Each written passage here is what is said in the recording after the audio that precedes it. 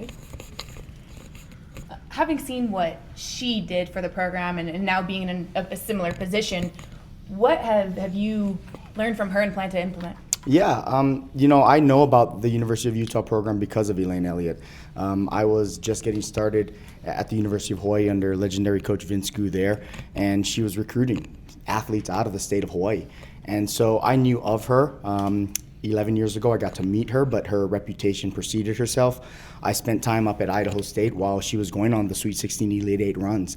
So I was very familiar with this program that she got on the national stage. So just watching how she conducted her day-to-day, her professionalism, and then getting to know her, really valuing her friendship, her time, her availability to me just to kind of, talk basketball. Those are the things that I'm very thankful for of the opportunity. And I'm humbled and honored that I get to be the head coach here at the University of Utah that was once led by somebody as great as Elaine Elliott. So, but just really value her friendship and just her mentorship in terms of just being able to talk basketball.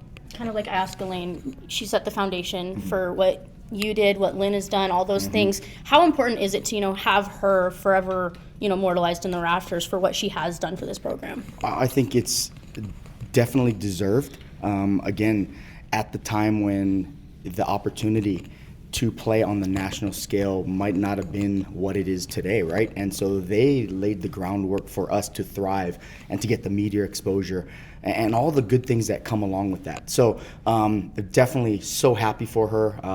I can't wait for it to go up tomorrow. I'm gonna have to try to get my halftime speech done quickly, talk to our team adjustments, because I wanna see it. It is just a remarkable opportunity for our program to make sure that she is never forgotten. I always say tradition never graduates. That's players, that's coaches. It's a family here, and I want to continue that family tradition for as long as I possibly can. I guess just for you and for the players, the rich history of this program, but could you just talk more about the opportunity to be here when there's a chance to celebrate one of those big accomplishments in the program's history? Yeah, I think we talk about that all the time with our players. Just understanding that people put on the jersey before you did.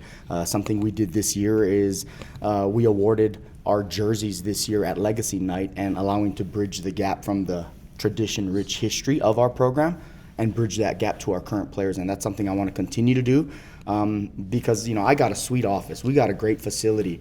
That was all because of them pouring in their heart and soul into this program, getting it to a level where women's basketball mattered, and now we get to benefit because of all of that. So it's only right to make sure that we give them their flowers, and I want them to be a part of our program every step of the way. Coach, did you have what was your first wow moment ever talking with Coach Elliott, or anything that just jumped out to you? Obviously impressive in so many ways, but from coach to coach, person to person, was there ever a real wow moment that you ever Yeah, I think it was just one of the first times I met her. She actually took the time to get to know me.